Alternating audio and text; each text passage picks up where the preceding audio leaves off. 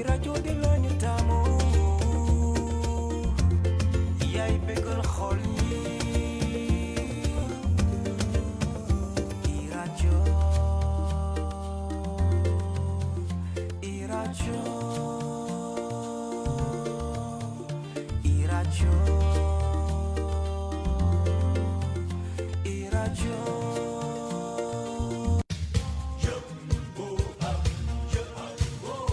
L'appel du président Diomaye Faye à l'administration, quel levier pour sa réussite? Quelle approche pour la contribution des lanceurs d'alerte? Y a-t-il des risques de délation? Quelle lecture faire du nouveau gouvernement et quelle efficacité concrète? Pour parler de toutes ces questions, l'Air du Temps reçoit ce dimanche 14 avril 2024 Mohamed Ouane, directeur général de l'enquête, et Ahmad Diallo, ingénieur informatique de l'information, diplômé de l'École centrale électronique de Paris et titulaire d'un MBA en stratégie et intelligence économique, d'un master exécutif en management à HEC Paris. L'Air du Temps, de 10h à 11h sur la 90.3 avec Alassane Samba Diop. Dimanche 14 avril 2024, bienvenue à l'Air du Temps qui reçoit aujourd'hui Ahmed Diallo. Ahmed Diallo est, comme vous le savez, ingénieur informatique de formation diplômé de l'École centrale et d'électronique de Paris et titulaire d'un MBA en stratégie en intelligence économique. Nous sommes aussi avec Mahmoud Ouane, on ne le présente plus, c'est le directeur général de l'enquête du journal. Merci monsieur d'avoir accepté notre invitation. Le président Bassirou Diomaye Faye a adressé une lettre aux fonctionnaires sénégalais, l'administration sénégalaise, en insistant sur 3 triptyques. Djoub, Djoubal, Djoubanti. En wolof, ça veut dire, en français clair, ça veut dire la droiture, la bonne gouvernance et la bonne gestion. Mahmoud Ouane, est-ce que cet appel, vous pensez qu'il peut être entendu par l'administration sénégalaise? Merci Alassane. Je me permets d'abord de vous remercier de l'invitation que vous nous faites aujourd'hui de chez vous ici le à bienvenu. Radio. Et vous féliciter également pour la qualité de votre travail, parce Merci. que bon, Radio quand même, c'est une radio moi que j'écoute au quotidien. Merci. Et je profite de l'occasion donc pour saluer le professionnalisme. Merci. Et voilà et le savoir-faire de ce qui l'anime. Alors je pense, Alassane, que bon, cela va en droite ligne avec ce que le candidat de Bassirou Diomaye Faye a déjà souligné lors de sa campagne électorale, et bien avant d'ailleurs. Bon, si vous faites attention au discours de Ousmane Sonko, bien avant qu'on soit aujourd'hui là à parler du gouvernement, je pense que ces points avaient été soulevés et défendus. Donc je pense que c'est tout à fait normal qu'aujourd'hui qu'on remette ça sur la table, et que ce soit peut-être même les premiers actes qu'il pose. C'est en toute cohérence, si on peut l'exprimer ainsi. Maintenant, comme vous l'avez dit, c'est un chantier énorme et immense. Et à mon avis, peut-être qu'on aura l'occasion de revenir sur ça en profondeur. Ces questions ne peuvent pas, à mon avis, être traitées simplement à partir de la tête. On dit souvent que le poisson, il pourrit par la tête, mais il peut pourrir aussi par la queue. Et je pense que, bon, au Sénégal aujourd'hui, le problème un peu de la transparence et du comportement un peu de ceux qui nous dirigent par rapport à la chose publique, aux ressources publiques, c'est un problème qui est là, qui est réel, mais également, de notre côté, le citoyen, lambda, également, pose problème aussi, quoi. Et donc, à mon avis, une bonne thérapeutique, une bonne prise en charge de ces questions ne peut pas occulter la dimension citoyenne. Le peuple, la population. On a vécu l'expérience dernièrement avec, je pense, ce qui s'est passé lors de la Korité. C'est un avant-goût du problème. Et bon, on a une culture qui est particulière, et certaines choses sont acceptées dans notre société.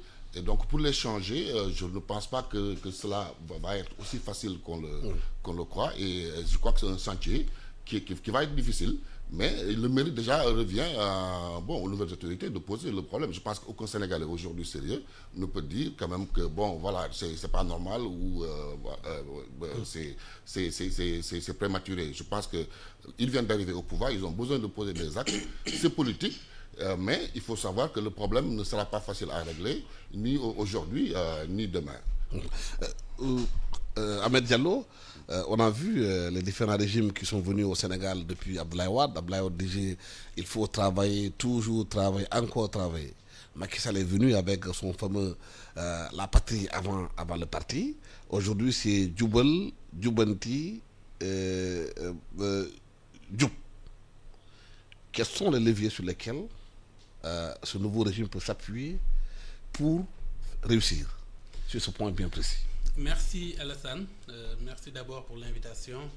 Je formule aussi des prières à l'endroit de e-Radio. Merci. Pour que le Tout-Puissant vous aide à atteindre l'ensemble de vos objectifs. Merci. Au service du peuple sénégalais. Merci. Pour la question, le président de la République, Bassirou Diomaye Faye, est venu au pouvoir avec une vision très claire de ce qu'il faut pour notre pays. Vous l'avez dit, à un moment donné, le président Abdoulaye Wade a appelé les Sénégalais au travail. Les Sénégalais se sont mis au travail. Le président Macky Sall a appelé les Sénégalais à privilégier le pays et non la partisanerie, au-delà des partis politiques et des organisations. Cela n'a pas été totalement suivi. Mais tout cela, le soubassement, c'est parce que on a un problème de Djoub, un problème de Djoubanti et de Djoubal. Donc c'est la base du problème.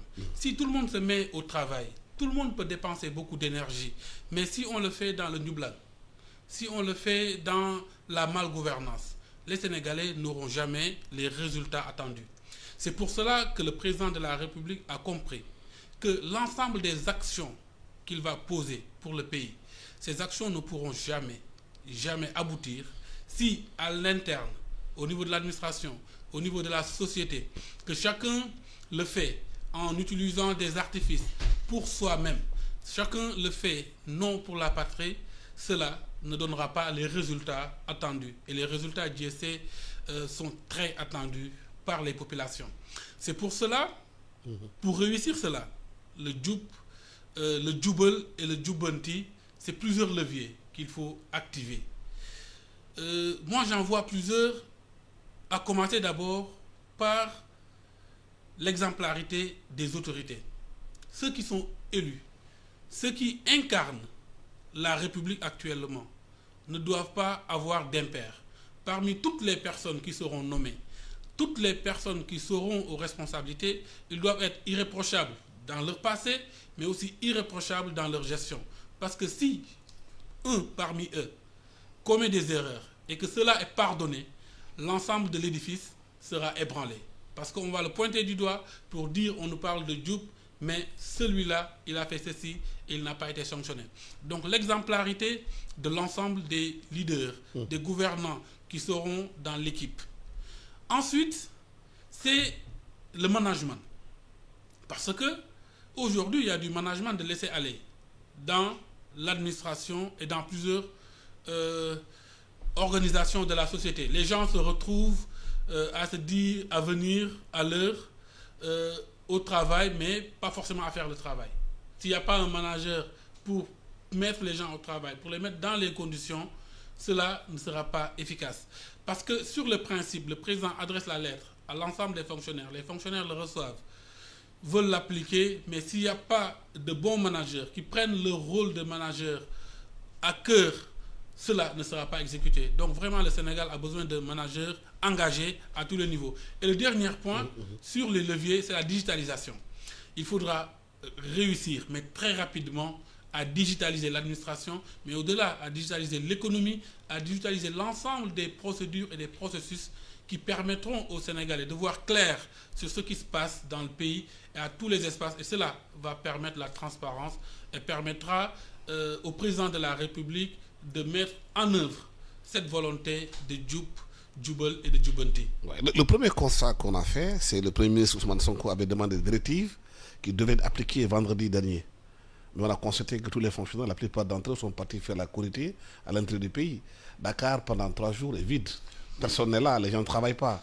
Alors, Ils n'étaient pas là. Vous avez bien fait de souligner le problème. Je pense que ce problème est très complexe. L'erreur consisterait à vouloir le simplifier parce qu'il interroge beaucoup de choses. Il interroge notre culture profonde, notre histoire et également des pratiques qui sont anciennes. Qui sont ancrés. Qui sont très ancrés dans notre société. On n'a pas eu le temps, j'ai pas eu le temps de vous montrer, moi, parce que moi j'ai quelques employés quand même qui sont subitement tombés malades au lendemain de la fête de la Korité. Et Oui. je constate, tout le monde le constate. Les certificats médicaux de complaisance. Il y a bon, pas Il y en seulement a que plein. ça, il y a même des décès. Vous allez entendre quelqu'un vous dire que ma tante elle est décédée, je ne peux pas venir, je vais prendre 2 jours DG, etc. etc.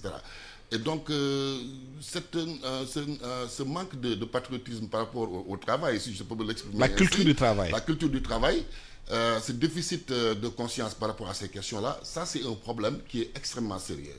Mais ce qui est encore plus grave, à mon avis, c'est que ces problèmes ne sont pas posés sur la table. Oui. C'est-à-dire que c'est comme s'il y avait une Ormeta. espèce de... Une ormeta. je dirais même d'hypocrisie sociale très ancrée qui fait que lorsqu'on évoque les problèmes, on n'a pas le courage d'aller jusqu'au bout. On se contente d'indexer ce qui est plus visible. C'est-à-dire que, vous savez, le policier, enfin, je ne veux pas indexer une corporation particulière, mais il y a des professions qui sont exposées, qui sont beaucoup plus visibles lorsqu'elles s'adonnent à certaines pratiques que d'autres.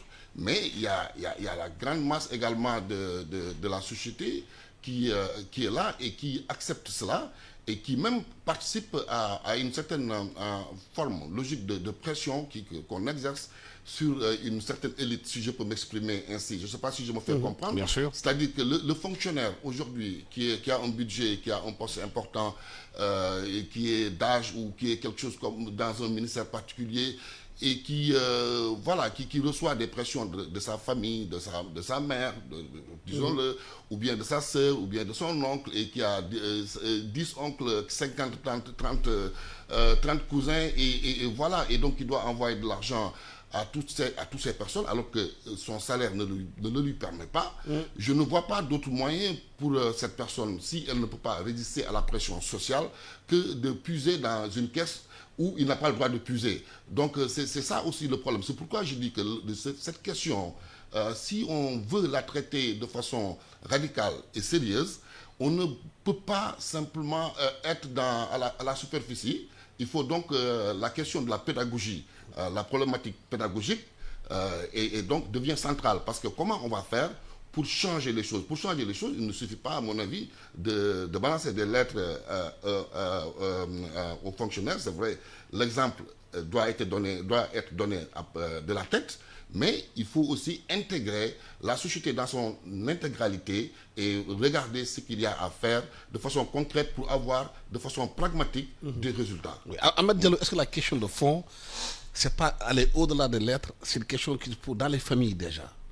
Que les fonctionnaires qui sont aujourd'hui aux manettes viennent des familles et que la maladie, ce sont les familles qui sont malades, que l'éducation n'est pas exercée comme elle doit être faite dans la famille, que les programmes qu'on a regardés pendant la campagne, aucun des candidats n'a posé la question de la famille. Quelle famille sénégalaise aujourd'hui pour le Sénégal? Effectivement, c'est la bonne approche, Alassane. C'est la bonne approche. Il faudra chercher à résoudre le problème à la base, parce que les problèmes ne se... Parce que la corruption, c'est déjà dans la famille. C'est d'abord à la base. Alors, au Sénégal, la notion de corruption est assez complexe, parce que les gens confondent souvent teranga à la corruption. Donc, il faudra redéfinir cela, parce qu'il y a une révolution culturelle que nous devons mener. Et cette révolution culturelle doit se mener dans la durée. Ce n'est pas une révolution qui va réussir en une journée. Maintenant, il y a une urgence. C'est que dans le fonctionnement de l'État, sur l'utilisation des ressources de l'État, là, on ne peut pas attendre. On ne peut pas attendre la durée. C'est maintenant qu'il faut régler le problème. Et cela, c'est le Djoubanti.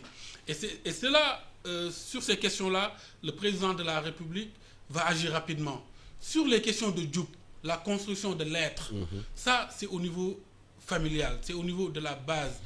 Et cela, je pense qu'il y aura des programmes qui seront mis en place. Et souvent, dans les pays, quand il y a des changements de régime, quand il y a un changement de pensée, de paradigme qui est en cours, cela favorise la transmission de nouvelles valeurs. Parce que les gens sentent que le pays a pris une nouvelle direction. Les gens sentent qu'actuellement, chacun ne peut pas faire ce qu'il veut. Et c'est à ce moment-là qu'il faudra profiter pour impulser des valeurs cardinales que chaque Sénégalais doit imiter. Parce que le père de famille qui doit éduquer son enfant sera plus à l'aise. Si lui dit, celui qui dirige notre État, ses ministres, ses directeurs, ses maires sont irréprochables. Mon fils, il faudra prendre ce chemin si un jour tu veux être à ce niveau-là. Et cela, c'est un exemple frappant parce que les enfants apprennent dans l'exemplarité et par imitation. Donc aujourd'hui, si au sommet, les gens sont exemplaires, au niveau local, dans la gestion locale, les gens sont exemplaires, et puis les parents sont exemplaires, la génération qui va venir va grandir avec ce mode de gouvernance, et cela va permettre au pays de changer de fonctionnement. Mais est-ce que l'une des mesures, c'est aussi de demander à des fonctionnaires de dépolitiser l'administration sénégalaise? Parce qu'en 2000, depuis 2000, Abdoulaye Wade, depuis qu'il a été là, jusqu'au moment où Macky Sall est parti, on a vu que les grands fonctionnaires de l'État sont des politiciens. Effectivement, partisans. ça c'est une question cruciale qu'il faut régler. Parce que déjà la politique, la manière de le faire doit changer. Et c'est en train de changer.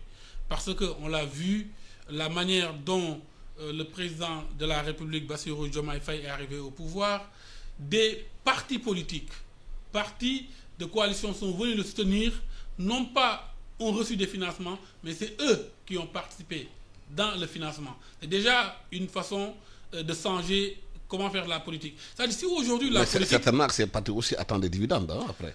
Pas forcément. Des nominations dans certains postes de Pas forcément. responsabilité. Je pense que ceux qui auront des nominations, ce sera sur la base des connaissances et de la vertu qu'ils auront. C'est sûr ça. C'est ce qu'il faut supposer. Et c'est sur quoi il faut aller. On ne peut pas faire des nominations sur la base de partage. Donc aujourd'hui, si les gens, pour faire de la politique, sont obligés d'être des fonctionnaires, ramasser de l'argent, ensuite le dépenser pour pouvoir se prévaloir d'une légitimité au sein de la population, cela change complètement la nature de l'engagement qu'on doit attendre des fonctionnaires. Mais aujourd'hui, il faudra bien délimiter les fonctionnaires à qui on permet de faire de la politique, parce que si on empêche aux hommes de tenue de le faire, on peut bien l'empêcher à un certain type de fonctionnaires qui sont à des stations sensibles, où ils doivent utiliser l'ensemble de leur énergie, à mobiliser l'ensemble de leurs connaissances et de leurs compétences pour le pays. Et le jour où eux décident de faire de la politique, ils ne sont pas empêchés, ils n'ont qu'à sortir de la fonction publique et puis chercher d'autres emplois et faire de la politique en même temps. Maintenant, c'est l'ensemble de ces règles-là sur lesquelles il faudra qu'on se tombe d'accord très rapidement pour les mettre en œuvre et puis pour que les Sénégalais puissent comprendre qu'on est sur la voie de la rupture. Mais est-ce que la rupture sera facile, compte tenu du fait qu'aujourd'hui, on a vu, après la sortie du ministre Birame Souleye Diop, en disant que désormais, il n'y aura plus de parrainage, il n'y aura plus de combat de lutte, mais on a vu le tollé que ça a créé. Les acteurs de la lutte sont en colère, en disant non, nous sommes aussi des porteurs de voix. Des acteurs à part. Et si on pense à la prochaine élection, comme dans tous les régimes, Oui, Alassane, moi je pense que... il y a le marteau et l'enclume, non? Oui, l'un des pièges qu'il faut éviter, à mon avis, pour le nouveau pouvoir, c'est le piège du populisme. Et parce que, on en a parlé tout à l'heure, par rapport à la posture qu'il faut avoir, même par rapport aux populations. C'est-à-dire que savoir aussi leur dire la vérité.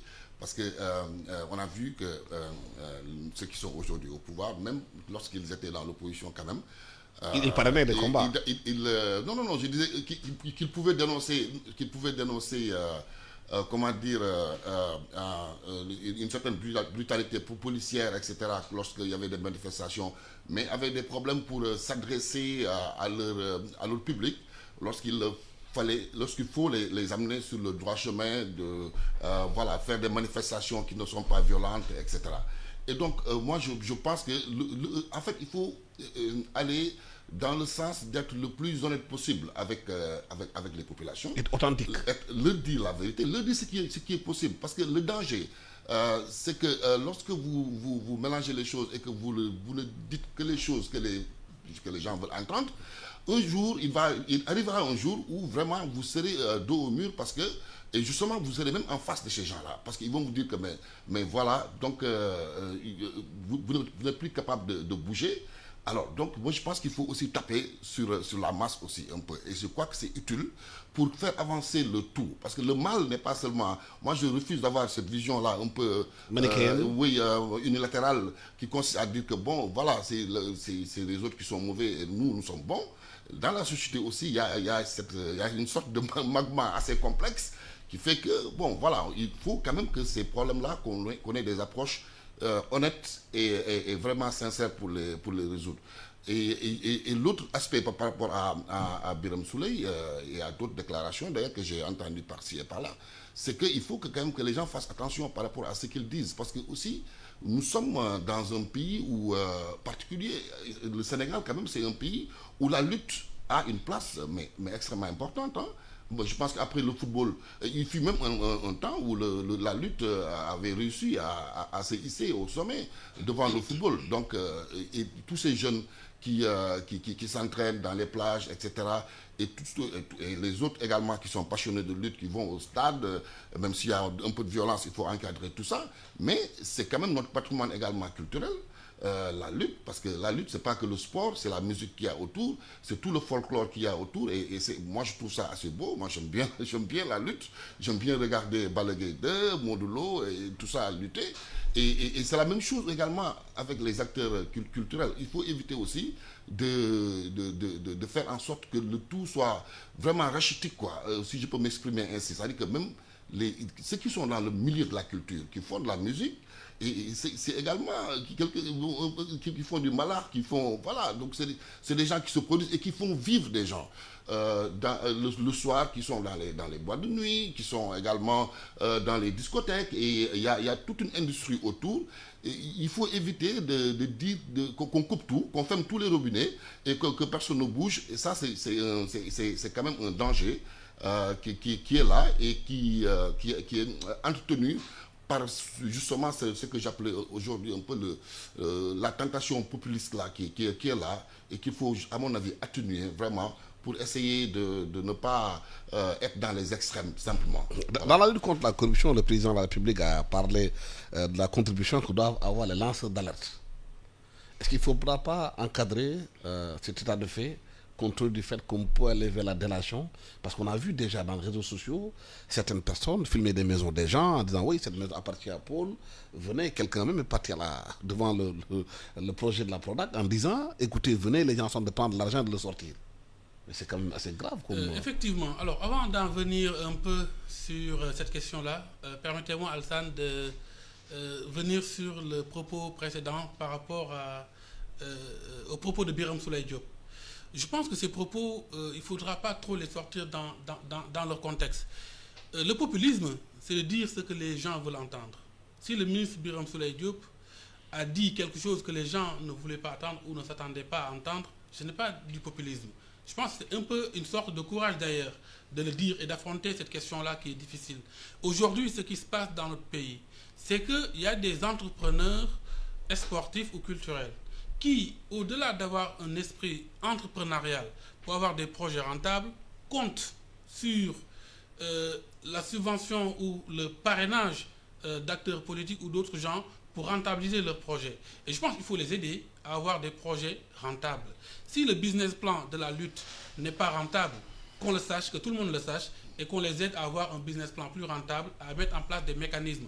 Parce qu'aujourd'hui, c'est vrai, c'est difficile de se dire, j'organise un événement, l'événement va me coûter 100 millions, les billets d'entrée ne seront pas suffisants, mais je vais aller voir 10 politiciens, je vais les parrainer, on va citer leur nom à la télévision, ils vont me payer mon événement. Cela se voit seulement au Sénégal.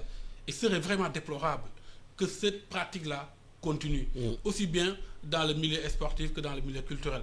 Maintenant, c'est un problème à prendre le corps, parce que c'est des industries utiles pour le pays. Les jeunes en ont besoin, la population en a besoin. Maintenant, cette industrie a du mal à trouver un business plan. Il faudra qu'on aille dans ce sens-là pour que, comme les clubs qui sont dans d'autres pays, réussissent à vivre de leur art, réussissent à vivre de leur événement, qu'on puisse aider nos acteurs à vivre de leur événement sans pour autant aller dans les mêmes méthodes qui ont été utilisées de génération à génération. Et les lanceurs d'alerte? Concernant les lanceurs d'alerte, effectivement, c'est un sujet important, mais un sujet difficile, parce qu'il faudra mettre la loi qui va encadrer tout ça. Et il faudra être très prudent et très précis dans ce qu'il faudra mettre dans cela. Aujourd'hui, les personnes commencent à dénoncer sur les réseaux sociaux sans comprendre forcément la vision du président de la République sur ce qu'il faudra faire. Ce qu'il faut comprendre, c'est qu'aujourd'hui, le Sénégal dispose d'instruments pour lutter contre la corruption. Il y a les corps de contrôle, il y a l'OFNAC, il y a le parquet financier, il y a pas mal d'instruments qui vont faire leur travail. Maintenant, ces instruments-là, ils vont faire des rapports, ils vont donner au président de la République, ça va déclencher des procédures judiciaires, mais cela peut prendre du temps. Alors qu'il y a l'urgence de bloquer maintenant, là aujourd'hui, l'ensemble des personnes qui sont en train de détruire le pays, parce que ces procédures peuvent prendre du temps. On ne peut pas attendre que des rapports viennent les épingler. Et c'est pour cela qu'on se dit, s'il y a des lanceurs d'alerte qui vont alerter rapidement pour permettre aux autorités d'agir, ça peut permettre de bloquer cela en tendant d'améliorer l'ensemble des systèmes et des instruments qui ont été mis en place pour lutter contre la corruption, de digitaliser tout cela, de donner l'accès à l'information à tout le monde. Maintenant, pour les lanceurs d'alerte, les principes de base que je vois, c'est que ça doit être totalement désintéressé. Quand une personne pense que dans l'organisation où il est, ou dans son quartier, il y a des choses qui se passent, il ne peut pas le faire de façon intéressée. La délation, c'est quand on donne des informations dans un sens méprisable, parce qu'il y a la jalousie. Tout cela, il faudra encadrer la loi pour que ça ne soit pas la motivation des gens. Quelqu'un qui fait quelque chose n'y gagne rien du tout, c'est totalement désintéressé et il n'y aura aucun moyen d'en gagner quoi que ce soit. Ça, c'est le premier principe qu'il faudra vraiment encadrer et ensuite suivre si le lanceur d'alerte par d'autres moyens n'a pas été mandaté par une organisation, une association, des lobbies pour faire cela. Parce que sinon, ça va permettre à tout le monde de faire ce qu'il veut. Deuxièmement, il faudra une hiérarchie de dénonciation. On ne dénonce pas sur les réseaux sociaux parce que la justice, tout le monde est présumé innocent tant qu'il n'a pas été condamné. On ne peut pas venir sur les réseaux sociaux, prendre quelqu'un, filmer sa maison et dire il a volé. Ça, c'est de la diffamation. Et l'État ne laissera pas faire des citoyens qui vont diffamer d'autres citoyens sans qu'il y ait de jugement. Donc, ce qu'il faudra organiser, il faudra d'abord dire aux personnes qui ont des alertes à lancer, qui ont des informations, de d'abord s'adresser, s'ils sont dans une organisation, soit à leur direction, s'ils se rendent compte que leur direction n'agit pas, ils s'adressent au corps de contrôle et aux instruments que l'État a mis en place, peut-être au niveau de l'OFNAC, ouvrir un guichet pour les lanceurs d'alerte.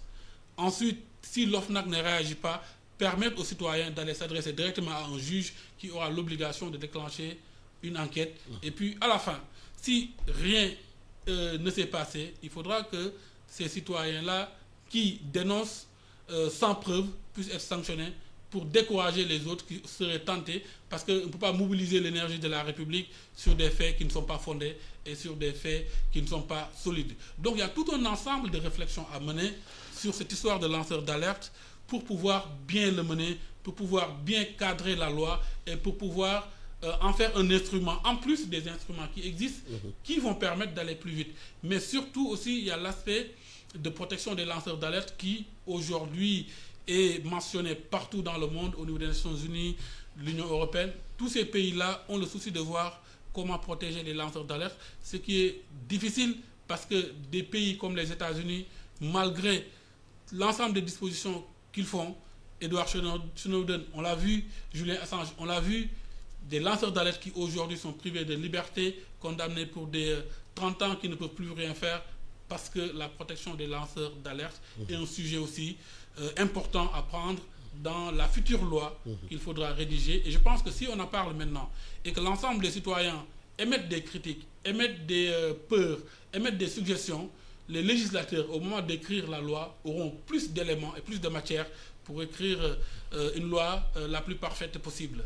Justement, devant la complexité de cette question aujourd'hui, est-ce qu'il ne faudrait pas mettre des préalables pour éviter qu'il y ait de la délation, que les gens disent des choses qui n'existent pas, qui diffament, qu'eux-mêmes, qui sont au pouvoir, peuvent être victimes aussi de leur propre lanceur d'alerte. Ouais. De l'autre côté aussi, les gens peuvent aussi monter des lanceurs d'alerte. Ouais, mais je crois qu'il y a un problème quand même de... Bon, je suis d'accord avec ce que M. Diallo vient de dire comme ça. Sur le fond, hein, je suis d'accord. Sur la pratique. Mais dans la forme, je crois qu'il y a quand même un problème lié à la méthodologie, hein, si je m'exprimer ainsi. C'est-à-dire que moi, je constate quand même que, bon, le président de la République qui semble avoir de bonnes intentions et dont l'image quand même semble passer, en tout cas pour les premiers jours, on est encore assez pressé, mais on ne se rend pas compte que ce gouvernement n'a pas encore fait. Le président Diomaye Faye, depuis qu'il est là, c'est juste... c'est moins de 2 mois. On est c'est le 2 mai prochain qu'il va faire 1 mois. Et donc, il faudra aussi qu'on ne soit pas dans le mode fast track, tout le temps en mode fast track. Le mode fast track, pour l'opposition, bon, ça peut marcher avec les réseaux sociaux, ça peut marcher, etc. Mais lorsqu'il s'agit de poser les premiers actes, en tout cas les fondements d'une action durable, je crois que quand même que la prudence devrait s'imposer en termes de dans la conceptualisation même de ce qu'on veut faire, et bien l'écrire et puis bien consulter les personnes ou les organes de contrôle, parce que le Sénégal quand même c'est pas le désert. Il y a quand même des outils, des instruments qui sont là. Si ces outils et ces instruments n'ont pas été assez performants dans le temps, pour moi, cela relève beaucoup plus de la responsabilité politique, parce que lorsque les gens font les audits, par exemple, on l'a vu, Ahmed Abdoulaye Wade, quand il est venu au pouvoir, bon, il dit que bon, voilà, je vais créer les conditions de la transparence, je veux voir d'abord ce qui s'est passé. Il a fait les audits, après il a instrumentalisé les audits pour récupérer une partie de l'opposition d'alors, le PS surtout, et certains, faire chanter certains. On a vu également, sous Karim Wade quand même, qu'il y a des dossiers qui ont été... Il y a une affaire qui a été instrumentalisée à un certain moment. Il y a des montants qui ont été avancés, des accusations qui ont été faites, et voilà, bon, et puis à la fin, on a senti la main politique, ou bien je dirais même la main politicienne sur ces dossiers. Et donc, je crois qu'il faut faire, pour la FNAC aussi c'est la même chose, je pense, il faut faire l'audit un peu de tout ce qu'il y a ici comme existant, et voir ce qui n'a pas marché, et essayer de corriger ce qui n'a pas marché pour faire un bond en avant. Le danger, c'est de venir simplement, de s'enfermer dans son bureau et de penser qu'on a la solution à un problème complexe, et de venir proposer une solution, même si on a la bonne foi, la volonté de faire, la volonté de réussir, on peut se tromper parce qu'on n'a pas eu la bonne méthodologie, au sens où on n'a pas assez sondé, on n'a pas rassemblé assez d'éléments pour vraiment écrire déjà un bon texte qu'il faut proposer à l'Assemblée nationale, le faire voter et pour améliorer les choses. Moi, je crois que c'est de ce point de vue-là qu'il y a un problème, et je suis contre le fait de contourner les organes de contrôle, l'inspection générale d'État, que je connais assez bien, et les autres. C'est quand même, lorsque vous voyez les gens qui travaillent là-bas, c'est quand même des personnes qui ont fait des études, hein, qui sont outillées. Pour faire le concours de l'inspection générale d'État, c'est un concours très contraignant pour les gens en tout cas qui font le concours, et même les personnes qui sont prises comme ça dans le tas. Il faut avoir un certain profil de compétences pour pouvoir faire partie de ces corps-là. Donc, ce n'est pas des corps farfelus, au sens où on peut le penser. Et donc, c'est à ce niveau-là, moi, que j'ai un problème. Voilà. Le nouveau gouvernement a été mis en place. Si on regarde bien les pédigrés de ceux qui ont été choisis, les profils, c'est de bons profils. Les Sénégalais constatent que quand même, il y a l'équipe qui a été choisie, il y a de bons profils. Mais est-ce que ça peut faire un bon gouvernement? Et comment faire un bon gouvernement?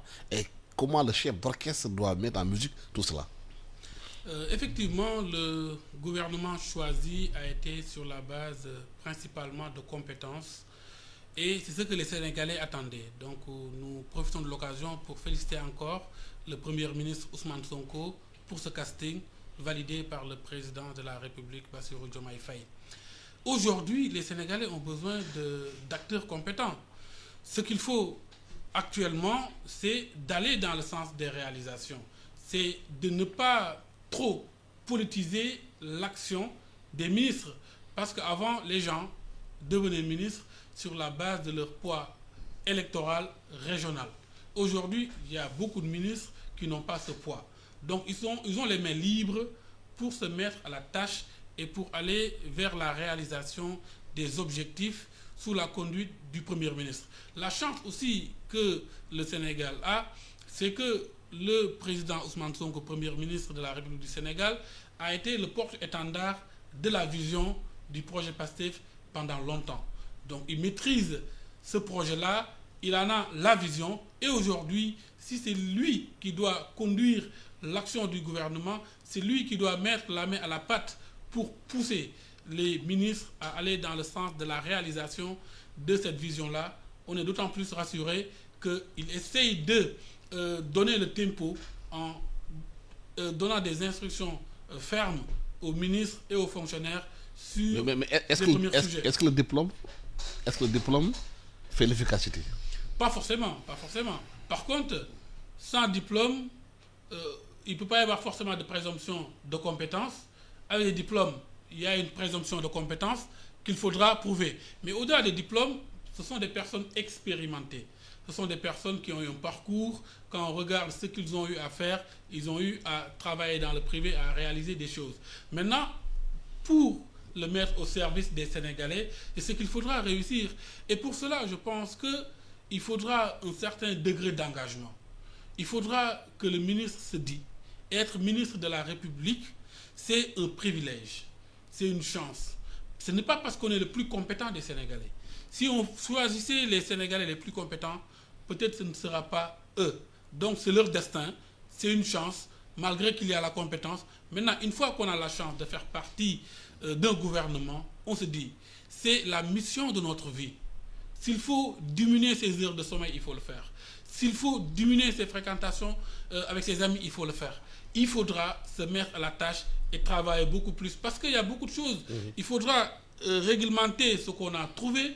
Il faudra... Parce qu'un ministre, quand il arrive, pour moi, il y a 3 chantiers.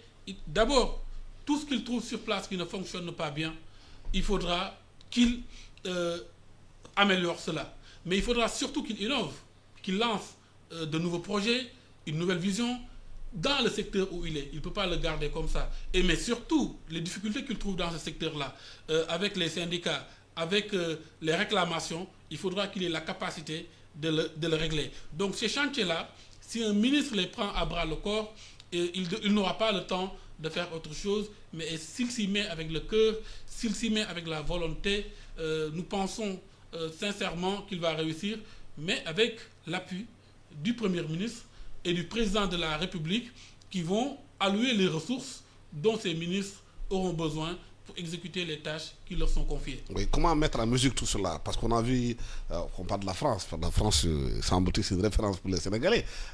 Le meilleur Premier ministre que la France n'ait eu, c'était Édouard Balladur, qui était forgeron, qui n'avait pas le bac, mais qui savait le mettre la main à la pâte parce qu'il était dans du concret. Oui, comment pousser le gouvernement dans du concret? Au-delà des diplômes, des bureaux, être sur le terrain, être concret, et des résultats concrets.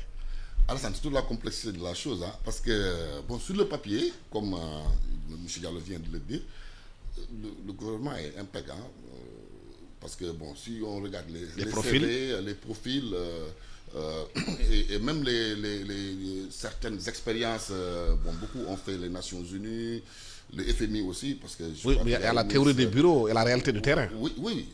Donc, je vous dis, en termes d'expérience, je crois que le ministre des Infrastructures, c'est un logisticien, on dit, hein, qui a travaillé avec Max Line et avec beaucoup de... Donc, il a mis la main à la pâte en termes de management et puis de pilotage de structure. Vous prenez... Il y a des profils intéressants aussi. Le général Tim, pour moi, c'est un profil qui est intéressant parce qu'il a été au commandement de la gendarmerie, c'est le ministre de l'Intérieur. Et il connaît la gendarmerie territoriale, il connaît également la gendarmerie mobile. Et c'est quelqu'un qui se connaît également en renseignement. Il a été limogé dans l'ancien gouvernement. Il est parti tranquillement. C'est un soldat. Il n'a pas d'état d'âme. Alors, il aime pour le général Biram. Oui, maintenant, il y a le terrain. Maintenant, oui, c'est ça. Il y a la mouvance, le terrain qui est mouvant. Il y a maintenant les réseaux sociaux qui sont là. Il y a beaucoup de choses sur le terrain qui ne sont plus telles qu'elles étaient avant. C'est pourquoi je précise bien sur le papier. Parce que lorsqu'on sort du papier, justement, il peut y avoir des... Les résultats. Moi, l'inquiétude que j'ai par rapport à ce gouvernement, c'est un peu l'inexpérience. Peut-être aussi c'est un avantage, parce que l'inexpérience peut être un frein, mais également un avantage en ce sens que peut-être ça peut permettre d'innover. D'apprendre. Et de prendre d'autres chantiers, des chantiers nouveaux, qui peuvent être des chantiers intéressants, qui aboutissent sur des résultats positifs. Et donc, mais c'est l'expérience, parce que lorsque vous parcourez le gouvernement, vous vous rendez compte quand même que je crois qu'il n'y a que Guirassy, peut-être si je ne me trompe pas, qui a eu à être ministre sous Wade déjà. Hein. Et si vous regardez également les autres profils, pour les gens en tout cas je parle de la connaissance de l'État et de sa façon de fonctionner, de l'administration, etc. Et vous prenez par exemple, je pense au niveau du ministère des Finances, le nouveau ministre des Finances, Cheikh Diba, je crois qu'il était le directeur de la programmation budgétaire. Je pense que c'est un des derniers postes qu'il a occupé, qui est quand même il était dans le ministère.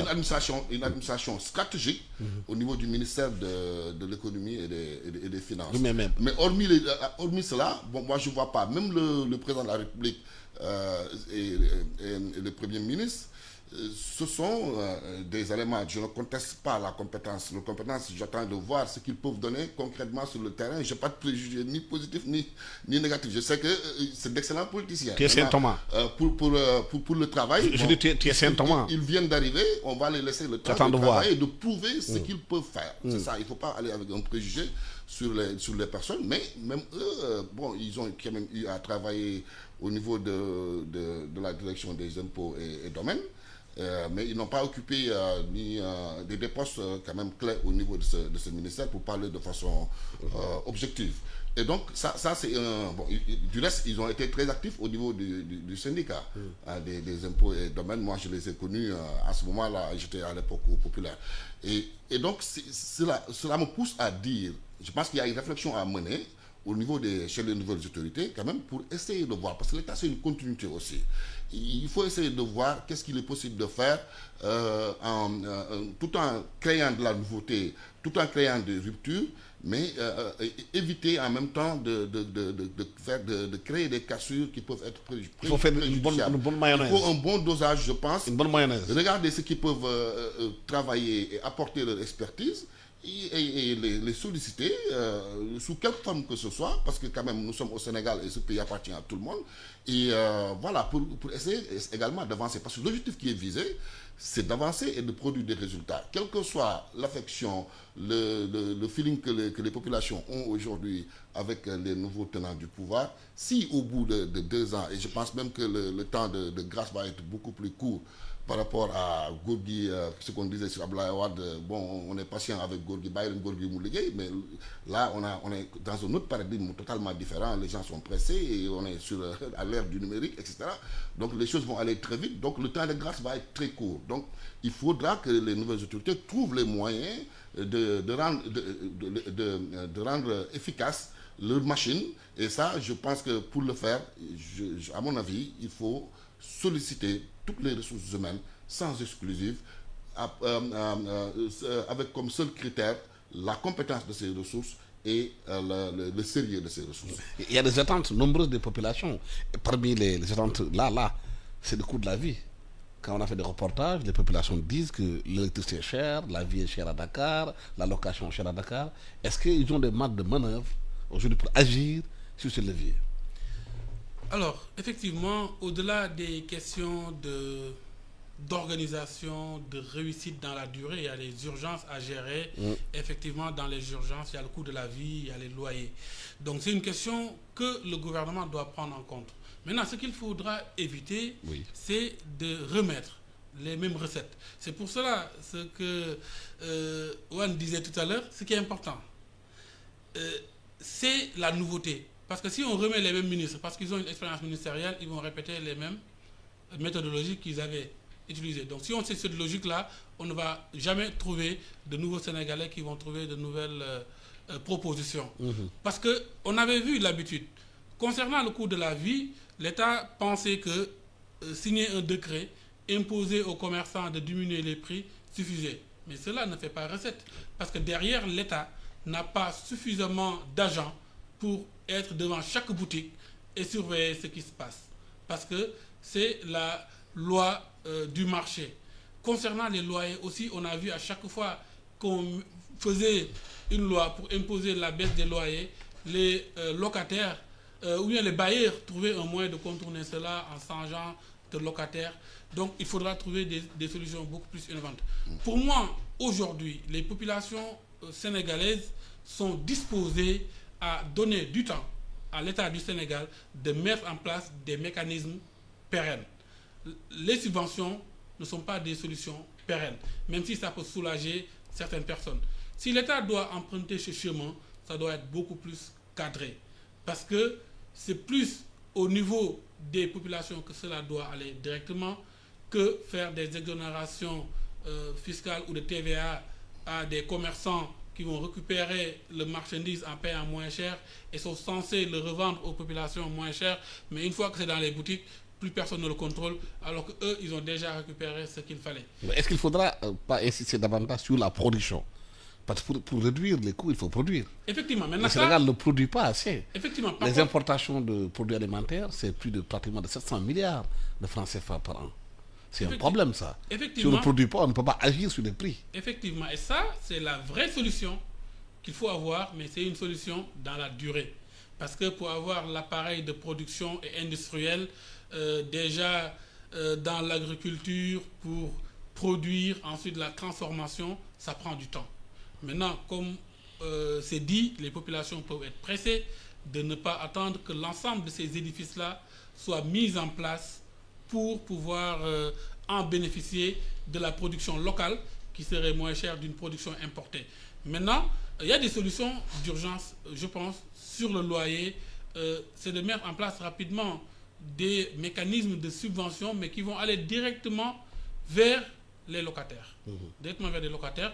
Parce qu'aujourd'hui, le locataire, si, comme dans d'autres pays, aide au loyer, on l'appelle, le locataire, on sait qu'il a un loyer de 200 000, l'État participe à 25 000 ou 50 000, mais c'est le locataire qui le récupère directement. Maintenant, ça, c'est des solutions temporaires. Dans la durée, il faudra faire en sorte que les Sénégalais habitent le Sénégal, que les Sénégalais ne restent pas à Dakar. Il faudra que d'autres villes se développent, que les gens aient le choix de vivre à Thiès, les gens aient le choix de vivre à Ziguinchor, à Tamba, à Kaolack, et cela va baisser naturellement le prix du loyer. Mais si tout le monde veut habiter Dakar, bah forcément, il n'y a pas assez de loyer pour tout le monde, et les gens sont obligés de surenchérir, et les gens seront prêts à payer plus que le prix nécessaire. Mais moi, j'ai envie de demander comment ils vont financer... Sur l'électricité aujourd'hui, de façon précise, la Sénélec, depuis quelques années, est quand même devenue excédentaire. Jusqu'à ce que la Sénélec vende l'électricité en Gambie. La Gambie doit 12 milliards de francs CFA à la Sénélec. La Guinée-Conakry a déposé une demande de 200 MW pour que le Sénégal puisse le vendre. Est-ce qu'il ne peut pas agir sur le prix de l'électricité, qui est un facteur de production pour toutes les entreprises, de création d'emplois? Moi, je pense que l'électricité et l'énergie, coûte très cher. Coûte très cher. Je pense parmi d'ailleurs les mamelles qui pompent le plus d'argent à l'État aujourd'hui. Mais l'État du Sénégal est excédentaire. Excédentaire d'électricité aujourd'hui. Oui, mais je pense qu'il y a quand même des choses à voir à ce niveau, au niveau de l'énergie, de la façon dont ça a été managé depuis quelques années. Bon, je pense quand même qu'il y a besoin d'aller voir ce qui se passe là-bas. Alors, à Sénégal aussi, il y a quand même quelques soucis.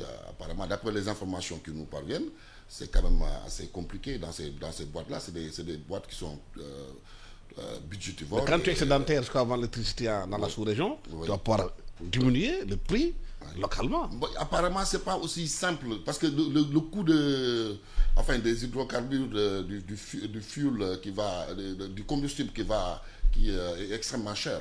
Ça, je crois que c'est un gros souci.